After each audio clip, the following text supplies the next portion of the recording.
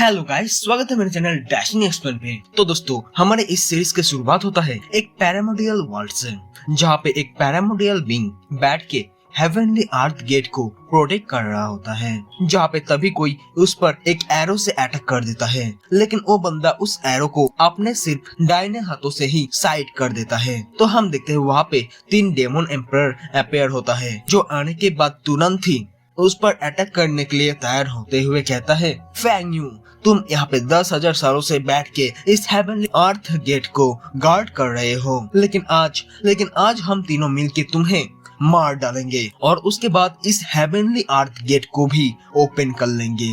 तो वो बंदा खड़े होते हुए कहता है, क्या तुम तीनों को लगता है कि सिर्फ 10,000 साल के कल्टीवेशन करने के बाद तुम तीनों मुझे डिफीट कर पाओगे? ये बोलते ही वो बंदा उन तीनों के ऊपर अटैक करने के लिए बढ़ जाता है, जिसे अटैक करने के लिए आते हुए देख के वो पंछी वाली लड़की के साथ साथ बाकी के दोनों भी फेंगियो के ऊपर अटैक कर देता है। तो फेंगियो सभी के अटैक से बचते हुए जमीन पे जोर से एक पंच के थ्रू एनर्जी ब्लास्ट करता है, जिससे हिट होने के बाद वो तीनों के तीनों ही दूर ढकेल जाता है। जो होते हुए देख के वो तीनों अब एक साथ मिलके एक जोरदार अटैक करता है, जिस अटैक को अपने ओर आते हुए देख के फेंगियो डरता नहीं, बल्कि उस अटैक को डिस्ट्रॉय करने के लिए आसमान पे जाते हुए अपने किसी पावर का यूज करते हुए वो अपने हेवन डिफाइन पाम से उन तीनों के अटैक के ऊपर हिट करता है, जिस कारण से वहाँ पे एक ऐसा एनर्जी ब्लास्ट होता है जिससे उस प्लेटफॉर्म के नजदीक जितने भी चट्टाने थे वो सभी डिस्ट्रॉय हो जाता है और चारों तरफ स्मोक फैल जाता है। और स्मोक हटने के बाद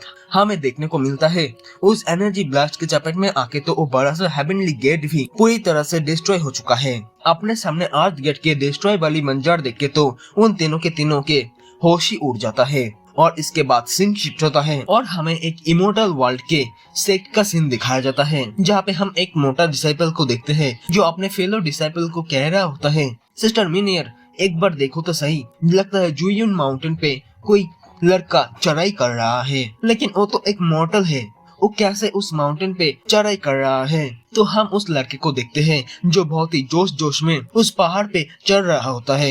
118 साल के बाद फिर से कोई माउंटेन क्लाइंबिंग कर रहा है। अगर कोई लाइफ एंड डेथ को आंखों के सामने देखना चाहता है तो ये माउंटेन क्लाइंबिंग रनिंग स्क्रिप्ट करने के लिए आ जाता है, लेकिन इस लड़के को देख के तो लगता नहीं कि ये अभी ज्यादा उम्र के होगा, तो फिर वो क्यों इस माउंटेन पे चढ़ रहा है? क्या ये लड़का अपने इतनी कम उम्र में ही मरना चाहता है? तो पीछे से सिस्टर मिन ईयर कहती है, ओ ये लड़का तो 18 सन ऑफ गॉड है, जो अभी एक मॉर्टल के लाइफ जी रहा है। मैंने तो ये भी सुना है कि उसके डैंटियन बुरी तरह से इंजर है, तो फिर वो उस माउंटेन पे चढ़ाई क्यों कर रहा है? और हाँ, एक बात, उस जुयुन माउंटेन पे बहुत सारे ट्रैप्स फॉर्मेशन भी लगी हुई है, जिससे शायद तो कोई नॉर्मल कल्टीवेटर भी सरवाइव नहीं कर पाता है। तो वो बेकार से मॉर्टल सर्वेंट क्या ही कर लेगा? अब छोड़ो ये बातें, उसे मरने दो और तुम लोग ऐसे ही खड़े मत रहो, प्रैक्टिस पे ध्यान दो। तो वो सभी अपने अपने कल्टीवेशन प्रैक्टिस करना स्टार्ट कर देता है और इसके बाद हम उस लड़के को देख पाते हैं जो कि बहुत ही जोरों से माउंटेन पे चढ़ाई कर रहा होता है कि तभी माउंटेन पे चढ़ाई करते हुए वो लड़का एक ट्रैप फॉर्मेशन एक्टिवेट कर देता है, जिससे वहाँ पे ऊपर से बहुत सारे चट्टाने लगातार नीचे की तरफ मतलब उस लड़के के ऊपर गिरने लगता है। जो देख के तो वो लड़का बहुत ही परेशान हो ही रहा होता है कि तभी एक बड़ा सा पत्थर उसके ऊपर मतलब उसे हिट होने ही वाला होता है कि वो उस पत्थर से बचने के लिए दूसरी तरफ जंप करने की कोशिश करता है, लेकिन इस चक्कर में वो लड़का नीचे गिरने लगता है।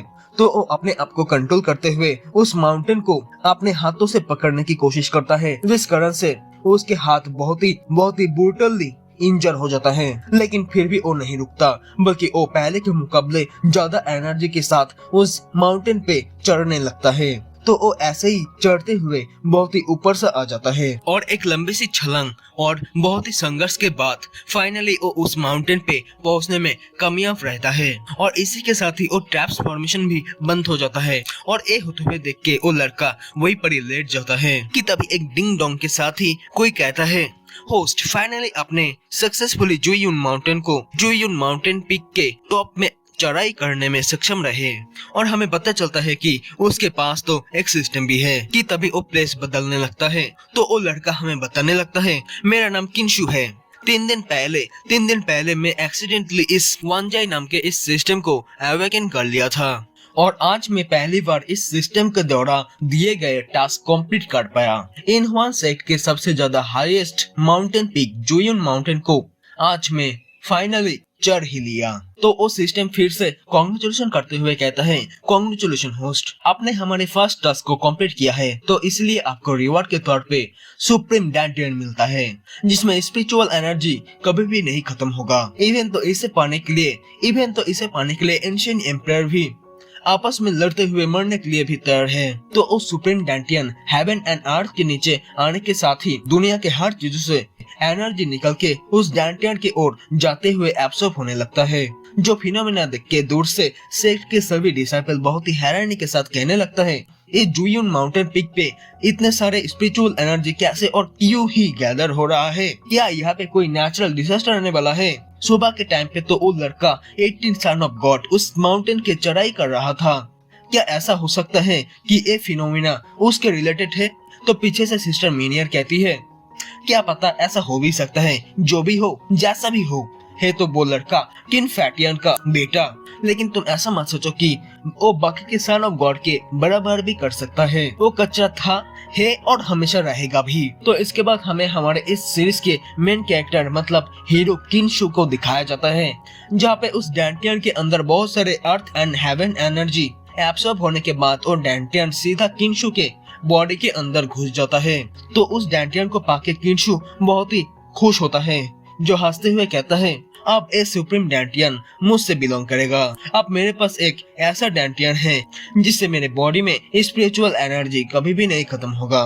तो फिर से वो सिस्टम रिमाइंड करते हुए कहता है, होस्ट, आपने सक्सेसफुली अपना फर्स्ट टास्क तो कंप्लीट कर लिया है, लेकिन अब आपको एक न्यू टास्क दिया जाता है जिसमें आपको यहाँ के बहुत ही डेंजरस और स्पेशल प्लेस में जाना होगा, वो भी सिर्फ एक दिन के अंदर अंदर, मतलब 24 आवर्स के अंदर अंदर। तो सिस्टम उसे कौन सी प्लेस पे जाना होगा उसके लोकेशन भी दे देता है।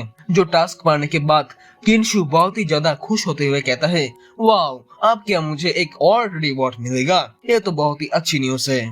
तो इसके बाद सीन शिफ्ट होता है और हमें इनहुआन सेक्ट के एक लड़की को दिखाया जाता है जो अपने फ्लाइंग शॉट के जरिए जुयुन माउंटेन पीक की ओर बहुत ही तेजी से जा रही होती है और उसके पीछे एक लेडी आते हुए कहती है, सेंटेंस प्लीज स्लो डाउन, मेरे लिए भी रुकिए। तो ये सुनने के बाद वो सेंटेंस उस लेडी के पास आ जाती है। तो वो लेडी कहती है, सेंटेंस, आप तो जानती है ना इस कल्टीवेशन वर्ल्ड में चारों तरफ कितने खतरे होते हैं। तो वो सेंटेंस कहती है, अरे आंट, आप भी ना, हमारे इस इनहुआन सेक्ट में कौन ही होगा जो मुझे घायल करने की कोशिश करेगा।